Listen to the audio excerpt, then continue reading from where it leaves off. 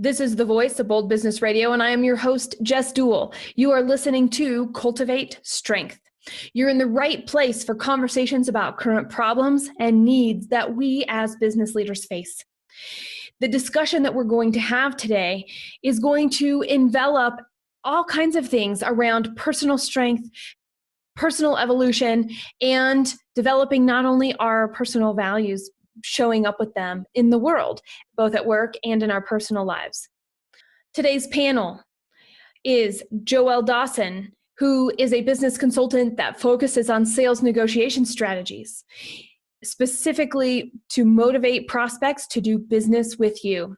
He says the world doesn't owe you anything, nor will it give it to you, but everything you want is there, provided you're willing to work hard. Also on the panel today is Alan Bridgeforth.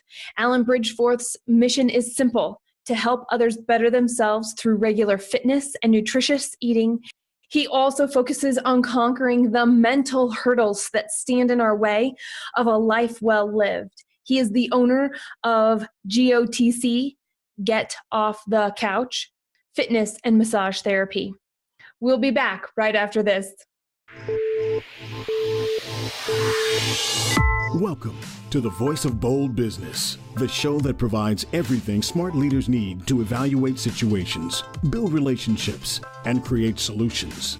Jessica Dewell candidly talks about the skills necessary to build tenacity and do more with less. And now, here's Jessica. All right, Alan. Reflecting back, what's a skill you've learned to optimize that was a weakness, and what's the result? A skill that I've learned to optimize is risk-taking. In my past, I used to be very conservative as far as taking chances on my success and my development, my growth. So I've learned that there is such a thing as a calculated risk.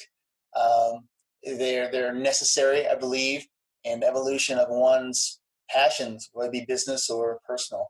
So by optimizing that and reaching out to other people in the fitness community, people who are experts in their field, doing things that I want to do, I found that that's a risk worth taking. Also, investing in myself is another form of risk that I found that is very, very helpful since I've been in business as a personal trainer. Having a passion and putting action behind it. So, everything starts with a thought, and, that thought develops to action, and, going for it, giving my best effort. Thanks, Alan. Thank you. Thanks, Jess. Okay, Joelle, reflecting back, what's a skill you've learned to optimize that started as a weakness, and what's the result? When I was a kid, growing up and going through school from elementary, especially elementary school, I was never a good student. And, I would bring my report card home, and I would be so disappointed in myself, and to show it to my mom. And because all I had was like C's and D's, I would get straight A's in conduct. So she knew I wasn't screwing around in school, but I would just really, really try. And I was in the 4th grade, and I remember bringing my report card home, and I think I had maybe out of 6 grades, maybe 2 C's, and the rest was D's. And she never got really mad because she knew that I was really trying. The kids would be outside playing, and I would be, in my room trying to, just doing my homework and things that I was supposed to. But when she looked at that report card, she looked at me, and I will never forget that. She said, "Joel," she said, "as long as you can read and write, you can teach yourself anything." And that's all I needed to hear. Now, that didn't really make my grade that much better, but what happened was I started teaching myself. I became self-taught. And one of my passions, or one of the things I was really interested in, was psychology. And the one skill that I kind of stumbled on by accident that I've really used a lot to optimize was being able to overcome a negative belief. And I realized that one of the biggest reasons that I wasn't a good student was because I had talked myself into believing that I wasn't a good student. So I've used that in my personal life as well as, the clients that I have, just teaching them how to overcome that one thing, that weakness that they think they have, how to overcome that. All right. Thank you, Joelle. And this actually gives us a lot of stuff. So you noticed I was taking some notes. We're going to just go forward and have a conversation. And it's going to start with this. Let's start with this concept of self-teaching. Both of your answers included an element of that, this desire to figure out how. And for somebody who's facing a problem, a challenge, or they're on their personal development path, and maybe they're on their personal development path, and they're looking at something that they want to improve, what's a tip or tips, a couple that you would give to them of how to start taking the steps? Okay, great question. The first thing that I would tell somebody, especially when it comes to personal development, is to clearly define what it is that you want. Okay, and what I mean by that, because personal development can be so broad. What is it that you want to get from this personal development? And I tell them to be selfish about it, because a lot of times I get a lot of people that wants to get better at public speaking. I get that a lot. Why do you want to become better at public speaking? Well, and they tell me all of the glitzy stuff that they think I want to hear. No, what is it going to get you in the end? And this is where they have to be selfish at, because if they tell me that, I want more awareness for me, and it's just not just going to be one question. It's kind of like a conversation that we have to fight. But the reason that I do that is because I have to clearly define what it is that they want, because I want to find out not necessarily what they want, but what they think they're going to get from it. Okay. Number one, clearly define what it is that you want. Number two, start taking action, create an action plan to start taking action. Here's the thing. When you start taking action toward whatever goal that you set for yourself, you have to check and ask yourself, am I getting closer to my goal, or am I being stagnant or going backwards? Because number three, you have to make adjustment. I think we talked about this on a previous show. We talked about pivoting, right? Mm-hmm.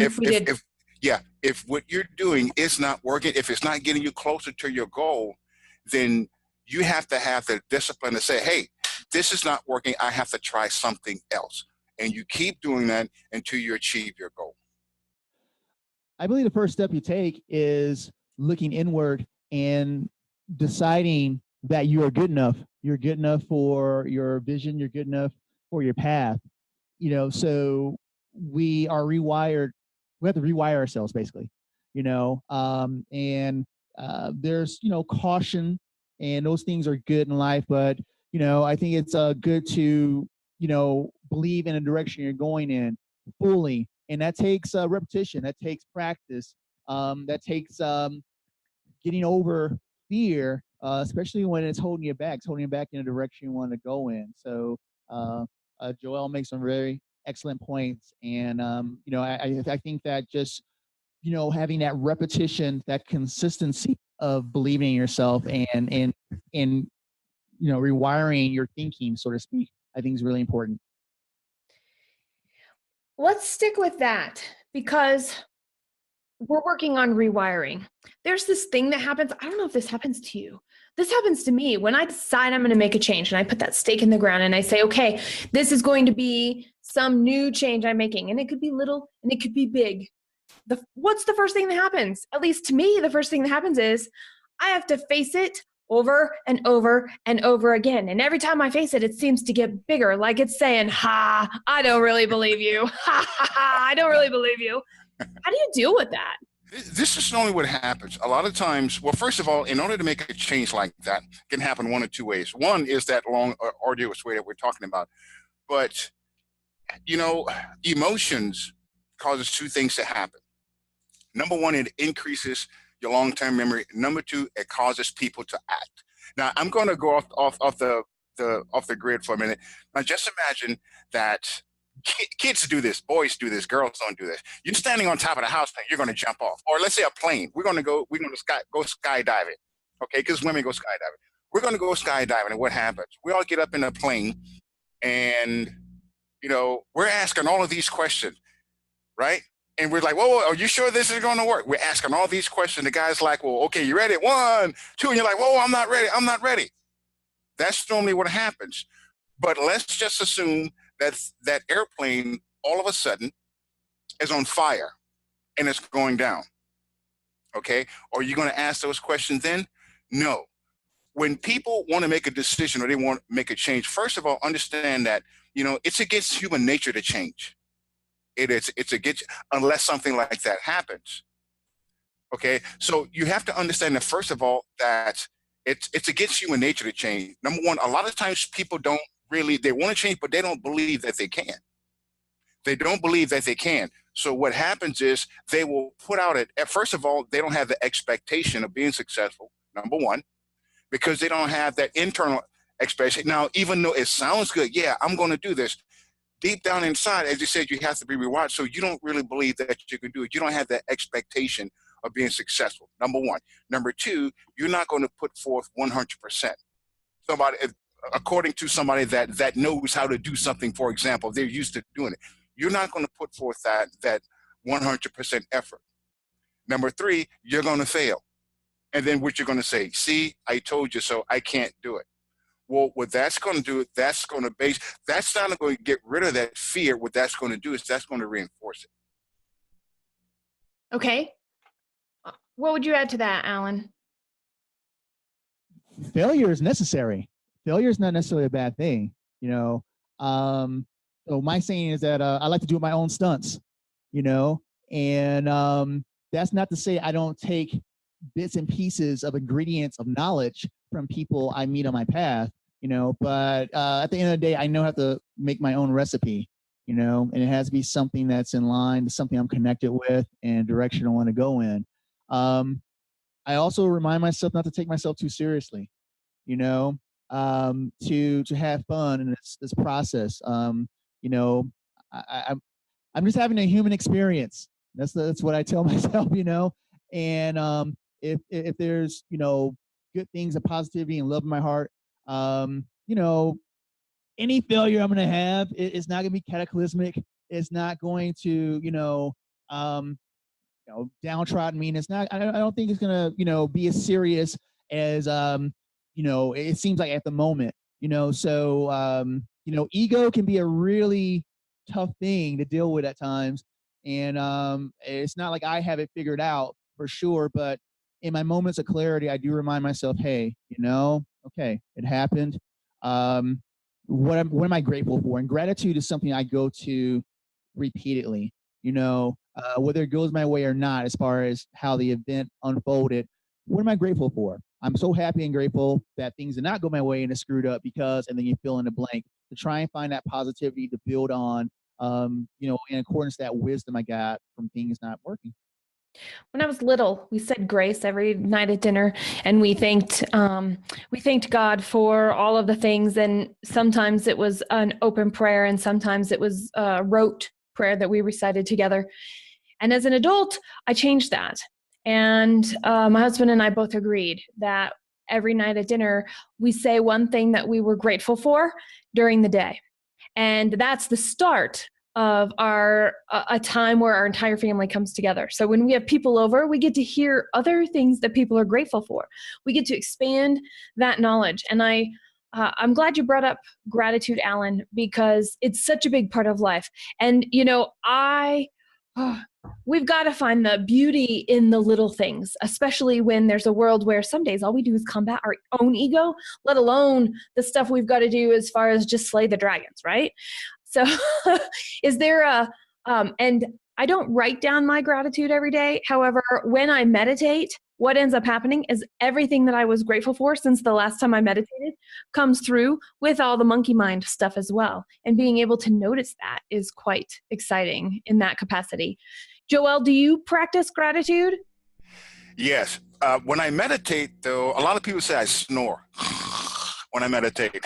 Just had to throw that in. But because of my journey over the last 10 years, I've become grateful for everything, and which is total.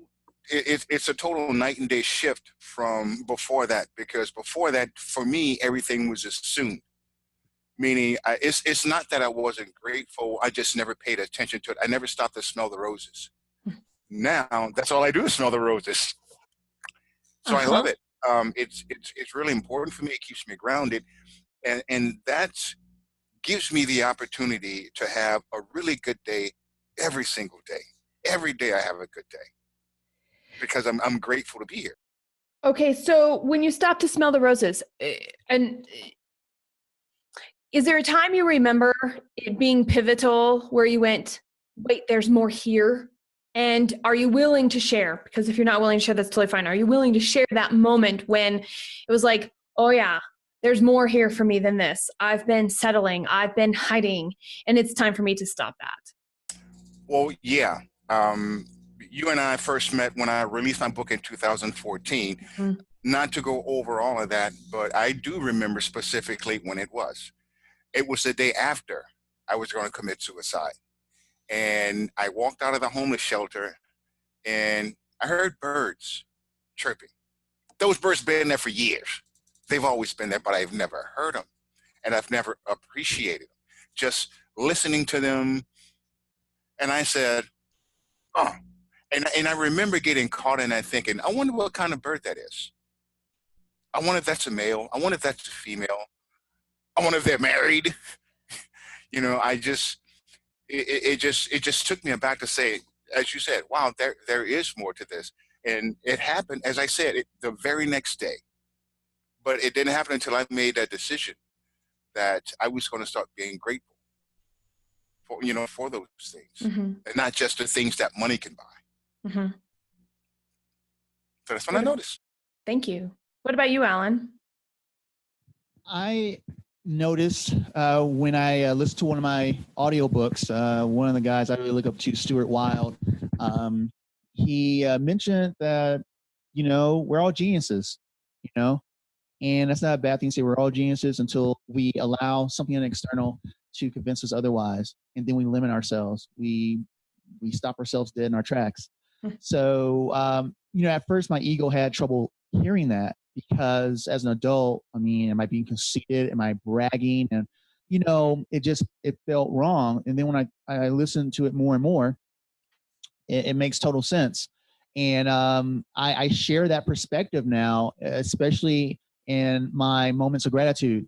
I don't believe in coincidences. I don't believe it's a coincidence that you invited me on your show and that we're all having this talk. I don't think that we're here, just simply to be here, that we're all geniuses. We're all, have greatness in us. And we all benefit when we're able to express those things. So in short, by listening to bright minds out there in the internets, I've been able to, come to terms that, yeah, hey, we're all awesome. And we should be living that in a state of gratitude every chance we get. Mm-hmm.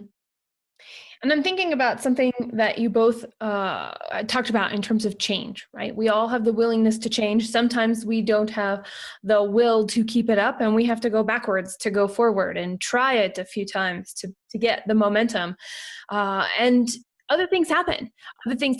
Other people around us are like, well, that's not who you are. And we're like, there's a part of us. Well, that's not who you are. Is that really who you are? So what about these people that are around us when we decide to make a change, when we decide to cultivate strength and really go after optimizing a weakness or making any sort of life change? How can we, and even can we, prepare our loved ones, our partners, our children, our business partners, the people we work with? Do we even need to?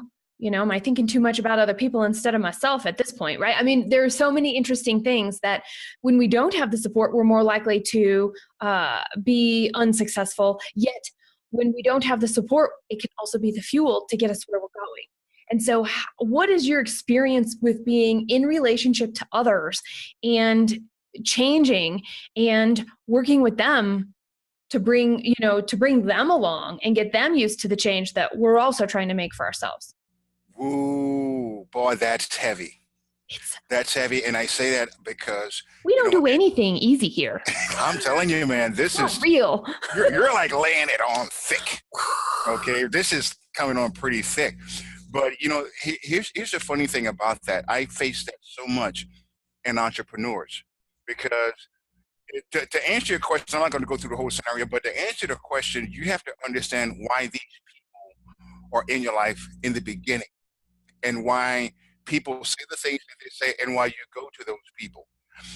Understanding that we're social creatures. We need love. If you're familiar with Maslow's law, love and belonging is a need.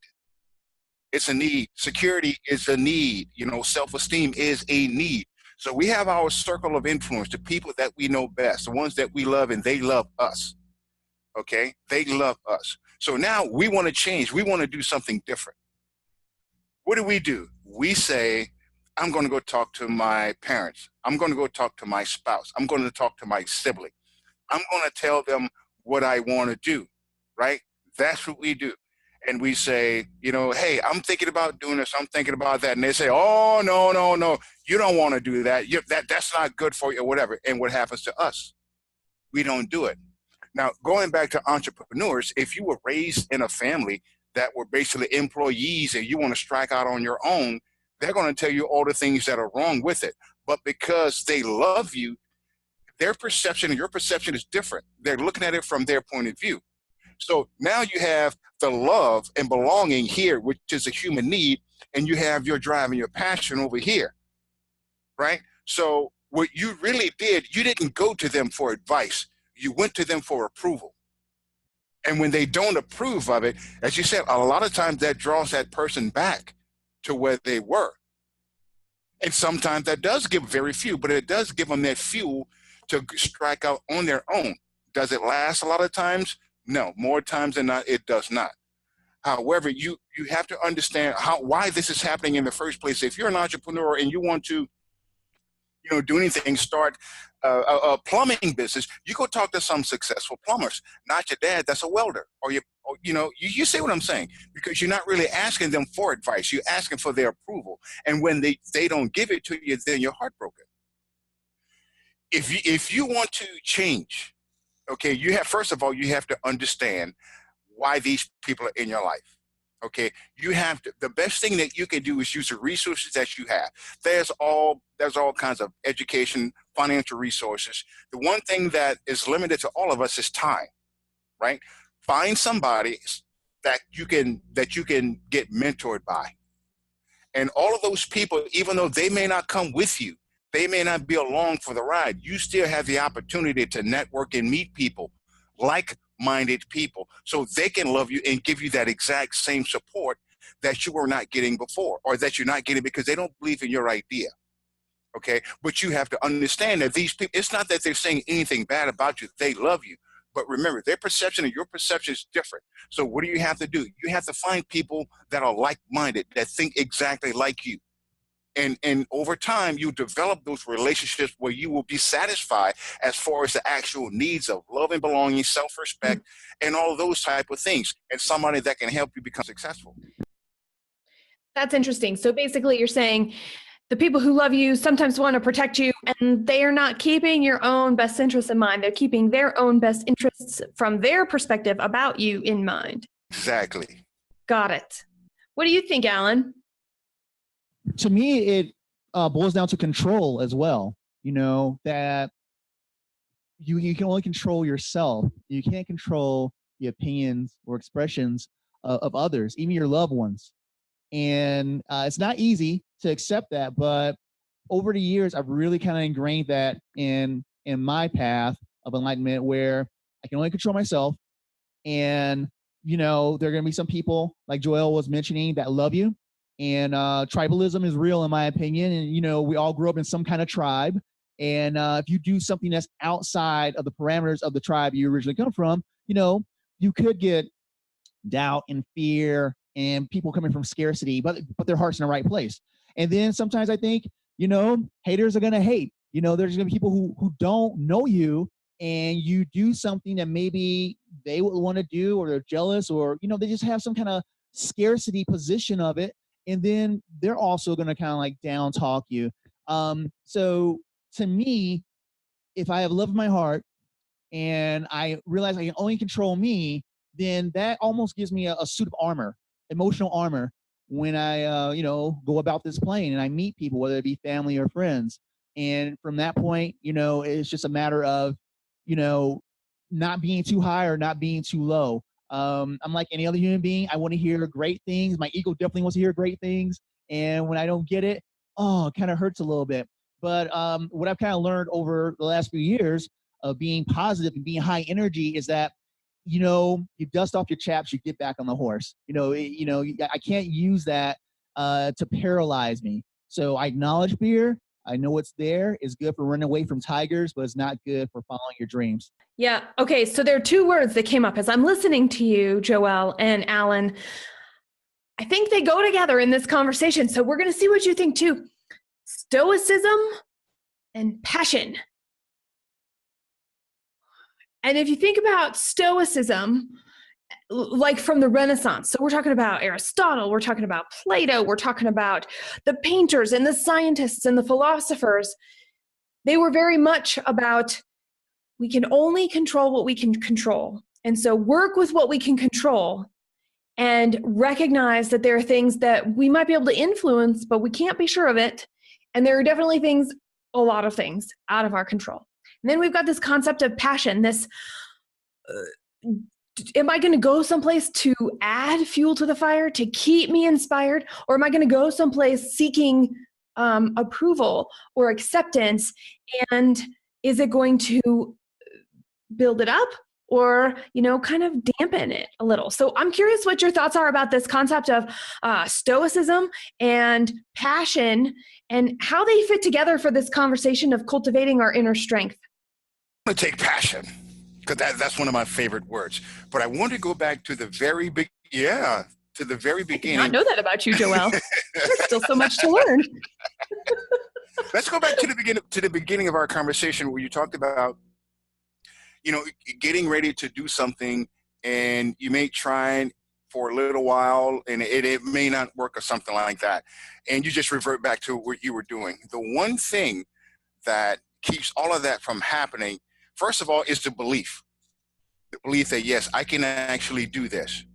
Okay. But believing and having your inner circle tell you that you can't, or it's not a good idea for you is one thing.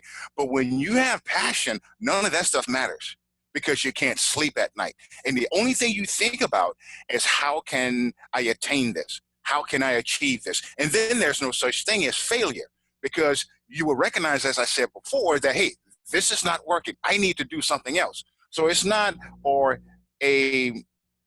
you're in a situation where it's going to be successful or failure. It's going to be successful because you're not going to stop trying or you're not going to stop working until it's done.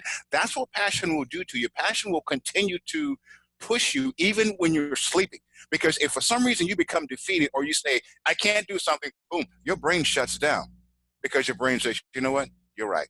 We can't do it. But if you have passion, you're going to be sleeping, you're going to be tossing and turning. You wake up in the middle of the night, you run into your office, you grab something, you write it down. How about if I try this? How about if I try this? And you're going to continue going until you reach your goal. So Joel walks in his sleep and works there too. No, actually I do.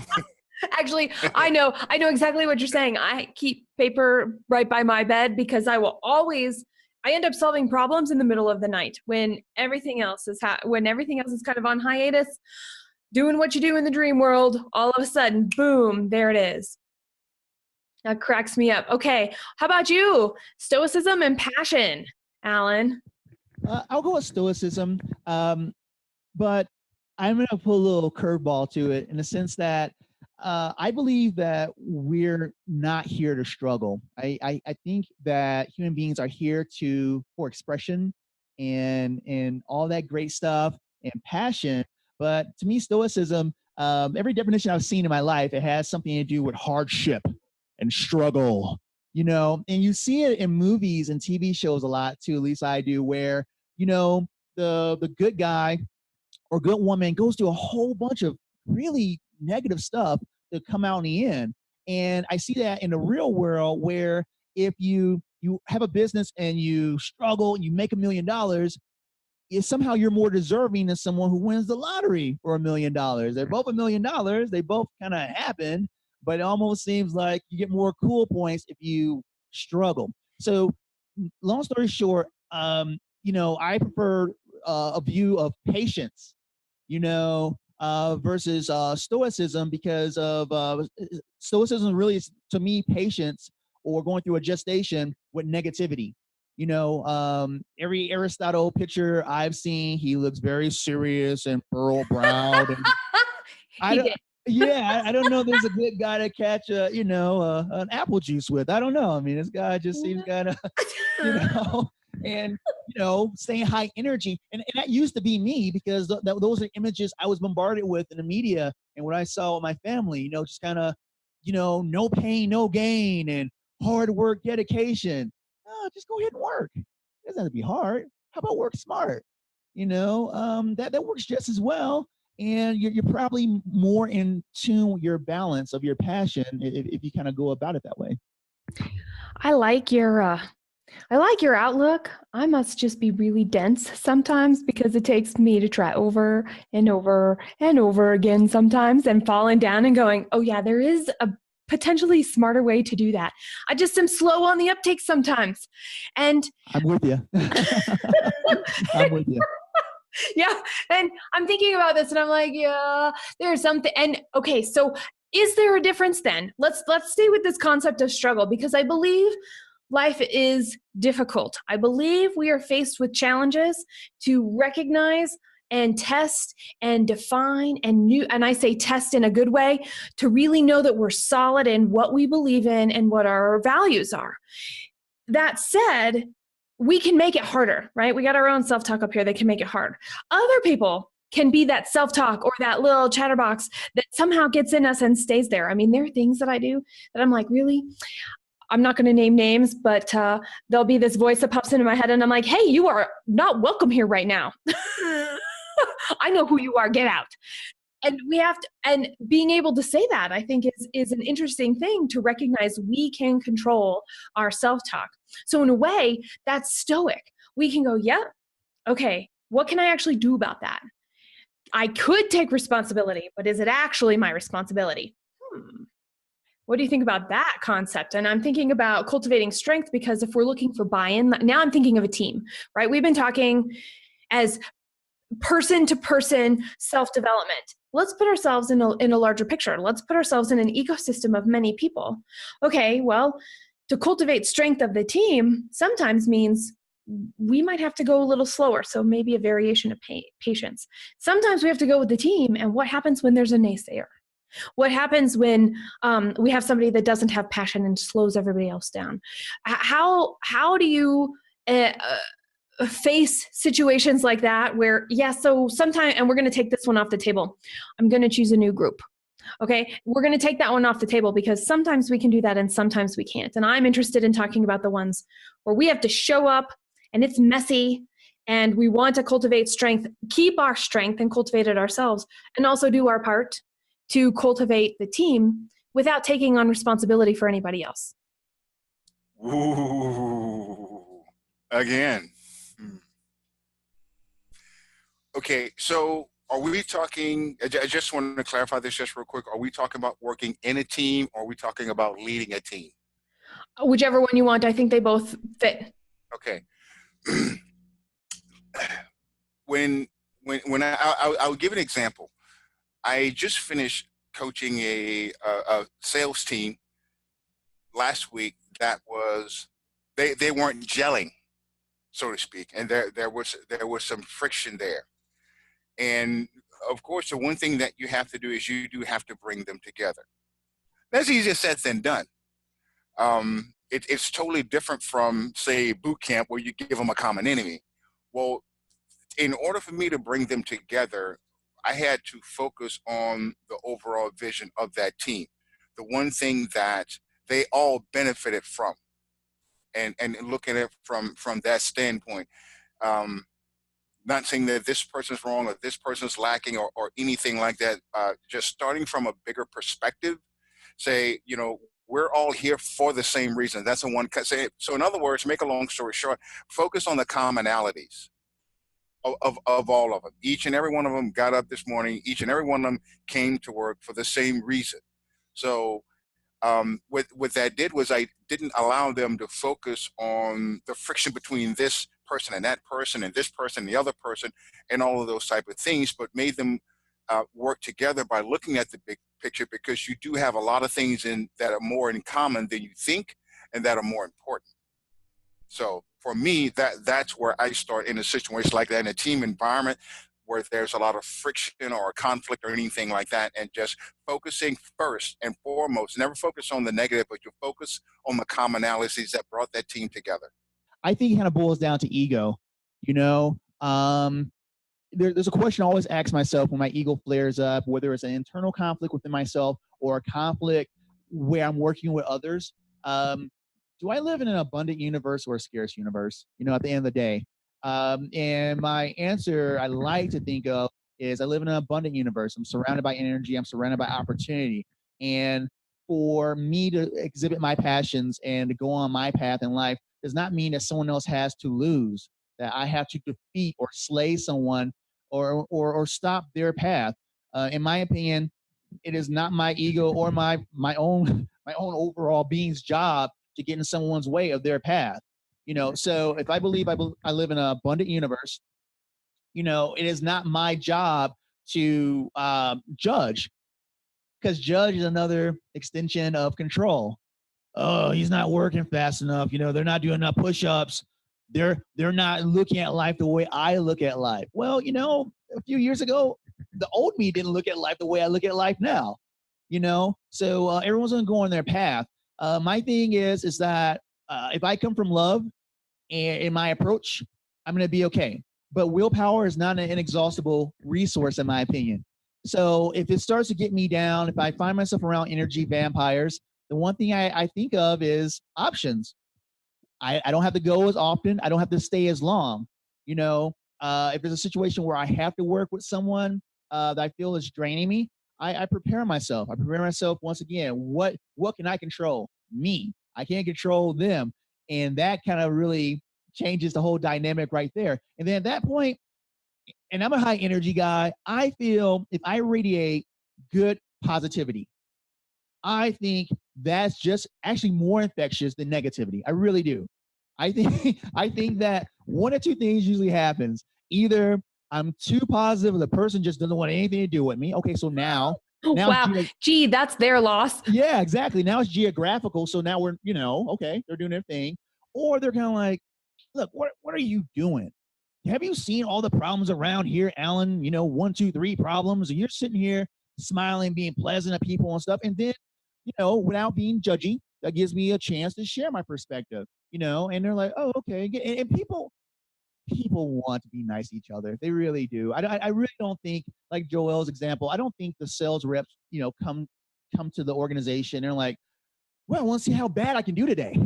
You know, I really want to stink up the place and make people angry, and then that'll bring me to my higher self. I think that people, for the most part, they do want to do a good job. They want to belong, and they want to feel that they're a part of something bigger than themselves. And it takes an invitation. And that's really, I think that's the biggest part. And sometimes, and I'm thinking about culture now, you know, I was having a conversation, and it was probably on the Voice of Bold Business Radio. It's where a lot of my learning comes from, because these are the types of conversations that I learn from. And she said, it's not necessarily what the culture has dictated, like it's written down. It's just not necessarily allowing anything else to the table or something like that. And I find that very interesting, because the culture is our action, our personal culture, the way we show up in group, and the dynamic and the relationships we have in any situation has its own culture. And we can grow positively, right? We can plant things that grow. We can also plant things that are toxic. And I would agree with you, Alan, that most people don't want to be toxic. They may not even know that something is so heavy. They have become so used to it. And how do we unlearn that? So let's say somebody has the courage to come up and say, Jess, you know, overall, you're pretty smart, you're pretty bright, and you're pretty happy. And there's just this one thing, every time it comes up, it's like your whole demeanor changes. The energy gets sucked out of the room because you've turned yourself off. And nobody knows what to do. And I'm like, oh, okay. If somebody had the courage to say, I've noticed this thing, it happens, and here's when I think it's happening. Now somebody else would have to say that to me. Sometimes I see it in myself because I will notice room changes, right? I get all that stuff. So whether it's coming internally, I'm self-reflecting. Oh, there's this thing. I'm observing a pattern, first level awareness. Oh, there's that thing again. That energy left the room. I wonder what my part in that is. Or if somebody has the courage, which by the way, takes a lot of courage to speak up and say, hey, when you do this thing, this happens. And to help bring that awareness. Can we be open to it? And can we unlearn? How have you approached unlearning things that some would say don't serve anymore? Some would say they don't get you where you want to go. And some might even say, you got to make room for a new habit. So how do you unlearn the things to make space for something new and different? That's kind of like, well, first of all, the person that has that problem or that challenge or whatever, or just being that person that sucks everything out of the room, a lot of times they don't know it. They don't think anything is wrong. And when you do bring it to them, of course, they're going to do what? They're going to get defensive, just like an alcoholic or a drug addict. You can tell them they need to change all they want. They're still going to come to the house on Thanksgiving drunk or whatever. It's not until they realize that that's a problem, meaning in any situation, once they take ownership of it, when they take ownership of it, that's the only time that you can see a lasting change. So you can basically talk all you want, but it's not until they actually accept that there's a problem. Because first they're going to get defensive. That's not me, that's them. That's an automatic, that is automatic, that defense. Okay, to say, hey, it's not me, it's you. Nobody likes to be accused of anything. But it's not until they actually accept it themselves that there's going to be an everlasting change. The science out there, I think, shows that for the most part, our brain works on autopilot, and emotions are like the language of the subconscious, and our habits live in our subconscious as well. But like Joelle touched on earlier in our conversation, even the habits that basically don't serve us live there as well. So that's how I think partly people can do things that they know consciously is against their well-beingness, but they keep doing it because they've been doing it for so long. So what I thought of when I was listening to you guys talk is positivity is a lifestyle, and when I started this journey of high energy and being positive as a lifestyle, the first couple of days, oh yeah, I was a rock star. Oh, this is so easy being positive. I mean, just smile and, and say thank you and please and happy birthday, just anytime, and and then it kind of left me after a couple of days. And the reason why I believe is that my conscious part of my brain, captured it, but not my subconscious because it wasn't a habit yet, So as far as it being a lifestyle, what I try and do is I try and practice it, even in like just everyday transactions at the grocery store, saying hi to someone, smiling politely, those type of things. And what I am doing, I'm doing it almost in a selfish reason, as I'm trying to rewire my brain. Okay. And I believe that same recipe over time in our societies, we've been taught negativity that way, TV and media or whatever, or just people in your tribe saying, yeah, hey, you are a good artist, but you're not a good scientist. And even though your interest may be in science, you shouldn't do it because you're going to fail and people will not like you or whatever. So yeah, just repetition, being conscious of your efforts of being positive.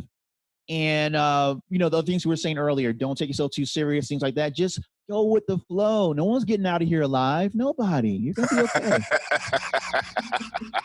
And with that in mind, so you were at a program that I did called We Value into Business Growth. And we did a values exercise, Alan. And I'm going to ask you this too, Joelle, about a personal value. I want to know what personal value do you think that if you had to choose one of your personal values that really allows you to cultivate that strength, the inner strength to continue to change and evolve? I didn't know what my core values were until like maybe a year ago. And when I did, first of all, my biggest core value is loyalty. And I looked at all of the things that's happened in my life and the things that I've done and the way that I made decisions. And a lot of it was because I'm very loyal, but I just didn't know it. I didn't know it at all. But once I started piecing it together, and then that aha moment came, and just like Alan said, I said, you know what? I'm a genius. I know now. I know why I'm making these decisions. So just the working on me, the personal development, as you talked about at the beginning of the show, Jess, that was a really, really big piece for me to know that the things that I value the most, why I have certain people in my life, why I do certain things. That was really big for me.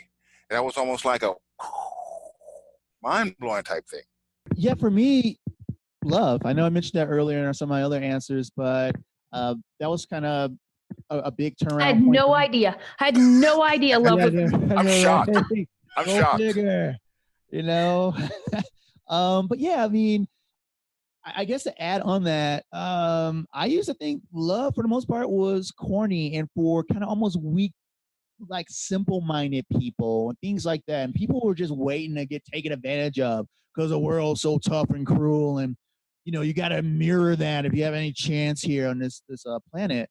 And, you know, obviously I don't believe that anymore. I don't believe it anymore because, you know, if I start from a position of love, which I feel is indestructible, which I feel that is quite the opposite.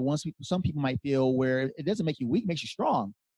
You know, love keeps me from getting into conversations where I'm pulling down other people's energy, where I'm being judgmental, where they actually have the courage to share with me their goals or desires. And then, but my ego chirps up and says, "Oh, well, why are you doing that? That you shouldn't be doing that." What? That's not my place to say that.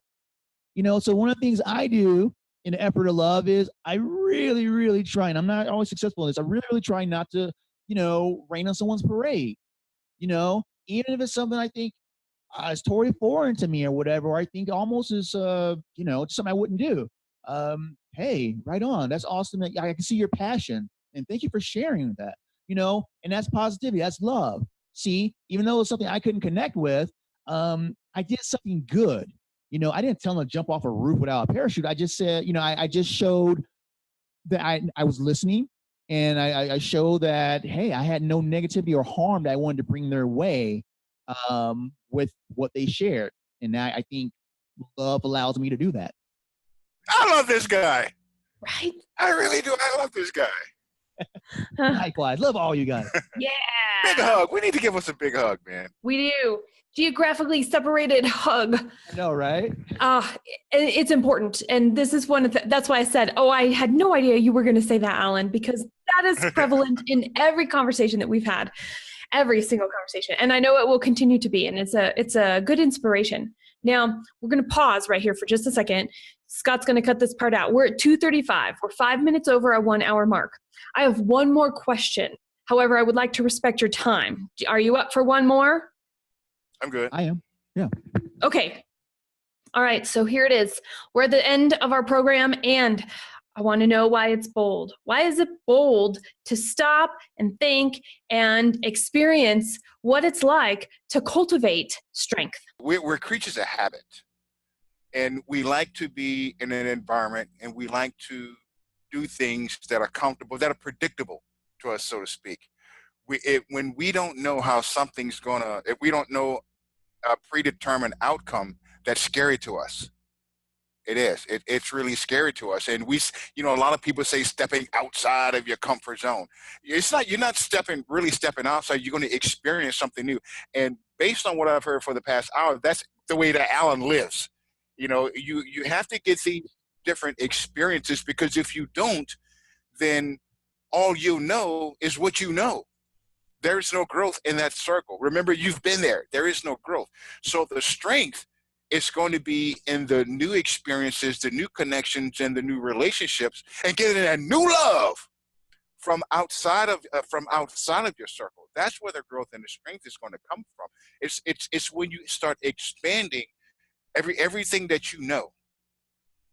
my friend, is what the strength is going to come from. And more love, right? It takes bold strength because it's bold to question things you hold as true. You know, things that you probably haven't even questioned like ever. You know, and the not so good side of that type of thinking could be someone gives you a limiting belief that you can't do something, and you hold it as true for years on end. Whatever, tapping the brakes and like, wait a minute, is there any logic behind that? Is there any precedence behind that? Why can I not be an astronaut? What's going on with that, right? So it's bold when you pause for a moment and question some of these things that you hold, as truth, because sometimes self-limiting beliefs and doubt can hide or live in that zip code, and I think that it takes boldness to stop and question them. Like, wait a minute, okay, is that true?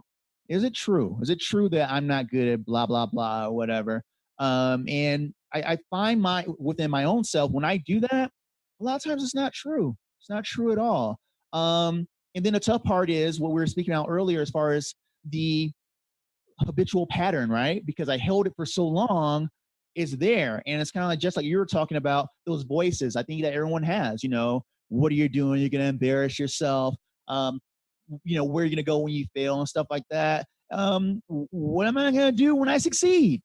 Some of the things I tell people is that, when I go to my marketing meetings, stuff like that, I fake it till I make it. I have the millionaire mindset. My bank account doesn't reflect that, but that's okay, because it's going to come. Yeah, that's right. It's going to come into this reality, and I feel that on my path, as I challenge some of these things that are self-limiting beliefs, and I go more in a passion where I go, that's probably where that boldness comes from in your question. I think that every person that I, look up to and pay attention to, and like, wow, that's really, really awesome. Because I try not to live a life of jealousy. I live a life of admiration. I admire the things you guys have said, all of you, and I learn from it, and that's good. And that's part of the journey. So, boldness comes from just, challenging things that we're just programmed to believe, especially when it's at our detriment. You are listening to Program 155, Cultivate Strength. You will find the program notes at voiceofboldbusiness.com/P for program 155. That is voiceofboldbusiness.com/P for program 155. Also, search the website for Cultivate Strength. This is important because not only do we all always face small or medium-sized problems, sometimes those problems aren't just things we can tackle and move on. Sometimes when we start tackling the same problem over and over again, it's something else. It's a call for us to look and change, provided that we're willing. And what that change looks like, how it feels, the things we come up against, and our overall outlook, and how we show up every single time that we get up matters and makes a difference. And Alan and Joelle shared some fabulous insights, and this is the time to say, yes, they were fabulous, or hey, it gave me an idea, or I want to tell you the story about this time. Great. Go to the website, go to iTunes, go to YouTube, go to iHeartRadio, go to wherever your podcasts are sold, subscribe, join the conversation using hashtag VBBRadio, and tell us your story. Because it's us, the leaders of today, through our stories and sharing, that define what it means to be an effective leader and build our leadership skills. There is power in taking the time to cultivate strength. Subscribe at thevoiceofboldbusiness.com and get more information, program notes, and past episodes. Bold leaders approach each situation and focus on action to achieve a higher level of leadership. Jessica Dewell, your business advocate, is the host of the Voice of Bold Business Radio. Thank you for joining us.